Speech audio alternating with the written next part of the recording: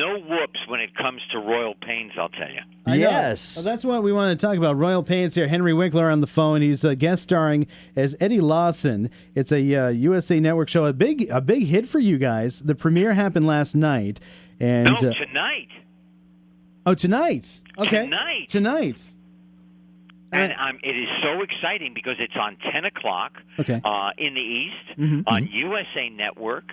Last year, when Royal Pains debuted, it was the highest-rated show in the history of cable television. Now, do you think it's because it's it's got a different swing, a different kind of concept to it? I'll tell you why. Yeah. My wife and I watched every episode last year. We were major fans. It's really well written. Yeah. It's really well acted. It's funny. It's dramatic.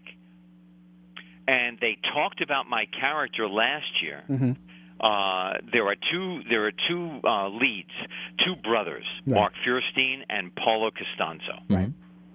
One is a doctor. One is a kind of a ne'er-do-well. The ne'er-do-well wants to get the estranged father back in their life. Sure. Okay. The ne'er-do-well lends the father all of their money because he's sure that the dad is going to pay them back. Right. I come back this year. I'm the dad. I pay them back a little. A little. Yeah. So it's the opposite usually, right? Yeah, absolutely. Now, what's the character like? I mean, what is Eddie like? You know what? He dresses like he lives on the west side of New York City. Right. But he probably lives in the village. Gotcha. You know, he walks into somebody's house and he goes, wow, this is beautiful. If I had the time, this is the kind of house I would build, but hey, you know how it is. Yeah, right, exactly. There's always, it seems like, doesn't everybody know somebody like that? Oh my goodness, everybody. He looks his sons in the eye. His son says, when am I going to get my money back? He goes, I'm telling you, in a couple of hours it's going to arrive in a paper sack. Yeah. In the next scene, the other brother says, when am I going to get my money back? He goes, are you kidding me? In a week or two, you've got your money, you're sitting pretty. Hey, I got a question about the show. You sound so electrified about this show, which is so great to hear. I mean, you can hear it in your voice, Henry, that you are excited about this show. You're not just saying this, hey, it's a gig for me. You are excited about the show. Oh, the writing is great. The writing is great. Amazing. Every single one of the writers could have their own show. Yeah. Except that the way that the world is at this moment, they don't do that, that great kind of drama anymore. Sure. So all these writers said, yes, I'll be part of the team, and so it's so well written. Yeah, and I'm so glad that this show has gone back to the writing because, quite frankly, I'm sick of seeing reality-based stuff. Reality is so awful. Yeah, right. You know? But it's cheaper. Yeah, it's a lot cheaper. Yeah, absolutely. So do you have any, now, which do you like better? Acting? I mean, you do it all, the acting, the writing, the producing. Which really do you like the best? I mean... My favorite thing to do is to act. Okay. It has always been my dream.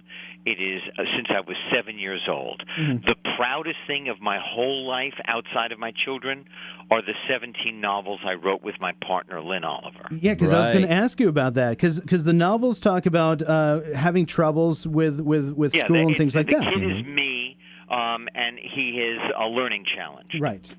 I am in the bottom 3% in America academically. Now, when you were growing up, did you realize it while you were growing up that, hey, I've got a learning problem? No. You didn't realize it. So it must have been really tough for you in school. When I grew up, I was told I was stupid, I was lazy, and I would never achieve. No kidding, huh? Yep. Now, who told you these kind of things? My parents, my teacher, people I didn't know on the bus would come up to me and go, excuse me, are you Henry Winkler? Wow, you are lazy. Wow, no kidding. Really? Wow. People don't just strangers out of the blue. Wow, they don't realize that a learning disability is pretty widespread. A lot of kids have learning disabilities. 1 out of 5. Yeah. And this is what I tell every single child that will listen. Your learning challenge has nothing to do with how brilliant you are. Oh yeah, exactly. Absolutely. It's just a way of finding a relationship to whatever material you're learning. Everybody learns differently, too. That's right. except that the educational system does not take that into consideration. Well, they're across the board. Yeah, I was going to ask you. It's all about. It seems like the way the education system is set up. It's all about books and book learning and writing down and memorizing dates and all this kind of stuff. And you know, if you're in a trade, that's why I think I think Europeans have it in a different way where it's more trade based as it is. Well, you know what? That is a really great thing that you just said, because one of the things that came to me is that the intellect, the child with the intellect, the prejudice between the intellect and the vocational has got to be erased. Sure. Yeah. Why Exactly. isn't the child who can plaster a room and paint it and plumb it and build a house not be as celebrated as the child who's going to be a doctor? You're That's absolutely exactly right. And I think back to high school too, and I think back to those kids that didn't do very well as far as English class and all that stuff. Yeah, they went to the shop class for a great example. Kind of like the Fonzie character being into a mechanic role, right, like a mechanic teacher, because Fonzie became a mechanic teacher later on to the kids that had learning problems, right? But look, I tell you something. The key to life is feeling good about yourself, not being conceited, feeling good about yourself. And there are some children who are allergic to school. My daughter, she just couldn't deal with school. She is now a preschool teacher. And I have met parents who say, my child bounds out of bed in the morning to get to school because of your daughter. That's awesome. Nice. That is now, why that? To me, that is the beginning and the end. Yeah. Now, do you ever take a moment like that and stop and think back to when you were a kid and all those people who told you that stuff? Do you ever stop and say, well, you know what, they were wrong, and you feel good about them being wrong? In college, there was a guy named Alvin. Mm-hmm. And Alvin told me that I would never make it, that he was a better actor than I was, that I should never have gotten the part because he was so much better than I was. Sure. I got to California. I got on a show called Happy Days. Mm-hmm. I had to furnish an apartment. I went to Crate and Barrel. I bought myself a lamp from Alvin. That's poetic justice right there, my friend. No kidding.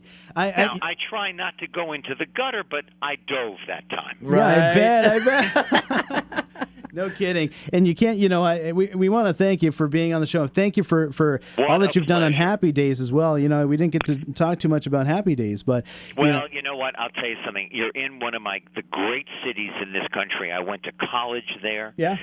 It just is so fantastic. And you were really, that show has turned. We were talking about it, James and I, and what that show has done throughout the years. Not only is it nonstop on reruns anywhere you go, but it's really launched the careers of so many other people, including Robin Williams too. Oh yeah, absolutely. He was Mork from Mork on an episode of Happy Days. Mm-hmm. Sure. That was inspired by Gary Marshall's son. No kidding. Wow. And Gary Marshall, who was the executive producer, was my mentor. Mm-hmm. Oh, no kidding. Okay. So I got to make Gary Marshall the mentor of my fictional character in the books. When he graduates to middle school, the teacher who tells him that he's going to be great Very cool. is Gary Marshall. Now, if somebody wants to pick up your books, are available in all bookstores? You can find them on Amazon. You can find them in Barnes & Noble or at any great independent bookstore anywhere in the country. Sure. I know we're running really short for time. I almost called you Fonzie. I'm sorry, Henry. Don't you worry, man. It's fine with me. Wow, it's just been amazing talking to you, Henry. Thank you. Yeah, I just grew up watching you. It's just incredible.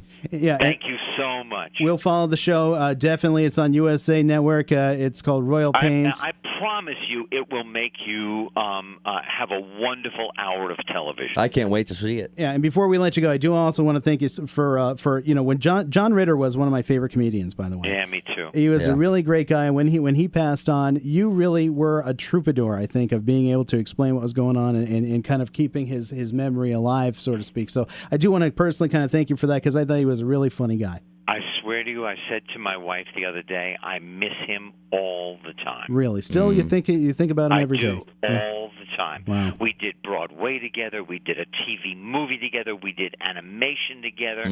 I loved him. I loved him so much.